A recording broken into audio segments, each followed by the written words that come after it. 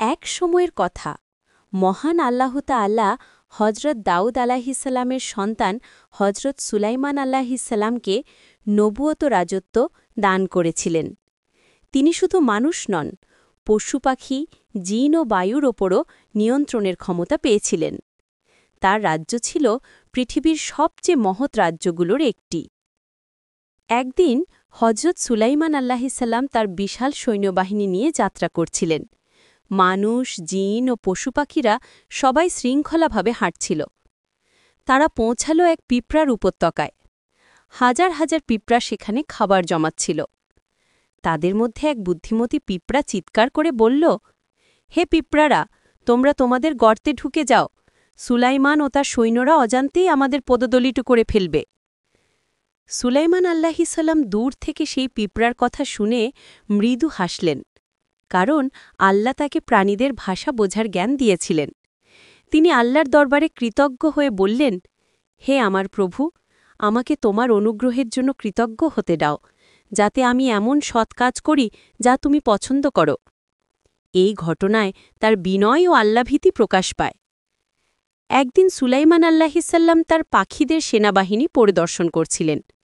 তিনি লক্ষ্য করলেন হুদহুদ পাখি অনুপস্থিত। তিনি বললেন, আমি দেখছি হুদহুদ অনুপস্থিত। সে যদি যুক্তিসঙ্গত কারণ না দেখাতে পারে, আমি তাকে কঠোর শাস্তি দেব। কিছুক্ষণ পর হুদহুদ ফিরে এলো, ক্লান্ত কিন্তু উত্তেজিত। সে বলল, হে সুলাইমান, আমি এমন একটি বিষয় জেনেছি যা আপনি জানেন না। আমি সাবা দেশে এক নারীকে পেয়েছি, যার নাম বেলকিস। সে এক বিশাল রাজ্যের রানী, কিন্তু সে সূর্যকে উপাসনা করে, আল্লাহকে নয়। সুলাইমান আলাইহিসসালাম শুনে অবাক হলেন এবং বললেন, তুমি যা বলছ তা আমি যাচাই করব। এখন এই চিঠি নিয়ে যাও এবং রানী বেলকিসের কাছে পৌঁছে দাও। হুদহুদ উড়ে গেল রাজপ্রাসাদে এবং সুলাইমানের চিঠি রানীর সামনে ফেলল।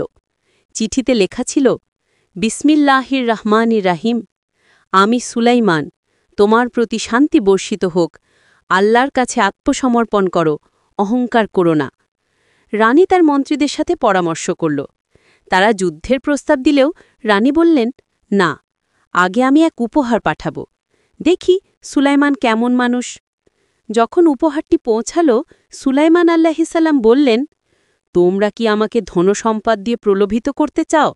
আল্লাহ আমাকে এমন সম্পদ দিয়েছেন যা তোমাদের রাজ্য থেকেও মহৎ।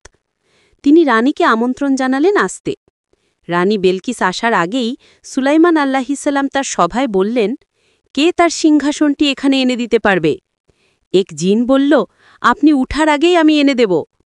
আরেকজন আল্লাভীরু ব্যক্তি বলল, আমি চোখের পলকে এনে দিতে পারব। এক মুহূর্তে রানীর সিংহাসন সুলাইমান আলাইহিসসালামের সামনে হাজির হল। তিনি বললেন, এটা আমার প্রভুর অনুগ্রহ, যাতে তিনি আমাকে পরীক্ষা করেন আমি কৃতজ্ঞ থাকি না অকৃতজ্ঞ। যখন রানী বেলকিস প্রাসাদে এলেন, তিনি সুলাইমানের জ্ঞান, শৃঙ্খলা ও আল্লাভীতিতে মুগ্ধ হলেন।